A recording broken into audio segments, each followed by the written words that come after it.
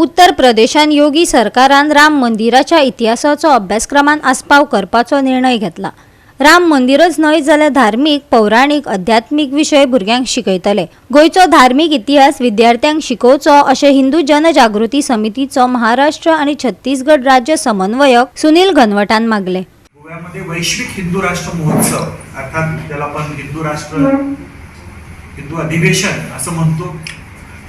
यावेळेस त्याला आपण वैश्विक हिंदू राष्ट्र महोत्सव म्हटलेले कारण भारताबरोबर अनेक देशातले हिंदुत्वनिष्ठ विचारक, अधिवक्ता, मंदिर विश्वस्त, उद्योजक असे सगळेजण याच्यामध्ये सहभागी होतात। वास्तविक पाहता या अधिवेशनाच्या कालावधीचा जर आपण विचार केला तर 2012 ला सुरू झालेलं हे राष्ट्रीय स्तरावरचं हिंदू अधिवेशन एक वैश्विक स्वरूप प्राप्त होतंय त्याला। आता या अधिवेशनामध्ये अनेक गोष्टी झाल्या।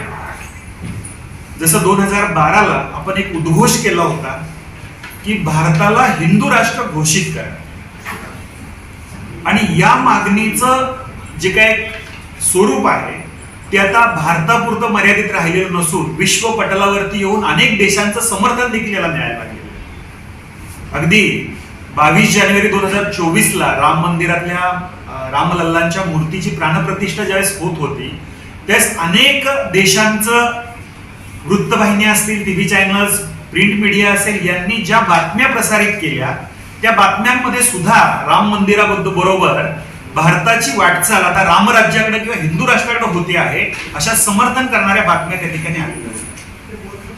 या अधिवेशनाचं स्वरूप ज्या प्रकारे आता हे वाढत चाललेलं आहे, यावर्षी सुद्धा या अधिवेशनामध्ये अनेक प्रकारचे विषय हाताळले जाणार आहेत। काही विषय राष्ट्रीय असतील, काही विषय राज्य लेवलचे असतील, काही विषय स्थानिक असतील। याच्यामध्ये असतील मुख्यत्वे करून गोव्याच्या दृष्टिकोनातून यावर्षी जो आपण एक विषय या अधिवेशनामध्ये प्रामुख्याने घेतोय त्याच्यामध्ये ज्याला राष्ट्रीय स्वरूप सुद्धा प्राप्त होणार आहे।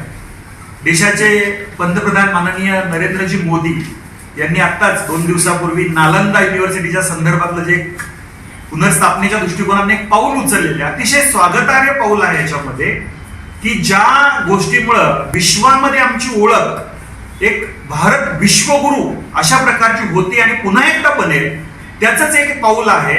आणि निश्चितपणे खात्री आम्हाला या ठिकाणी की या पद्धतीने जे पाऊल उचललेलं आहे ते पाऊल भारताला विश्वगुरु बनवल्याशिवाय राहणार नाही। येत्या 24 जून ते 30 जून या कालावधीमध्ये गोव्यामध्ये रामनाथी होंडा या ठिकाणी आपण एक वैश्विक हिंदू राष्ट्र अधिवेशन अर्थात 12वं अखिल भारतीय हिंदू अधिवेशन घेत आहोत। गोवा 365 खातीर कृष्णा नाईक, गौतमी गावकर आणि भक्ती पै बाळगी।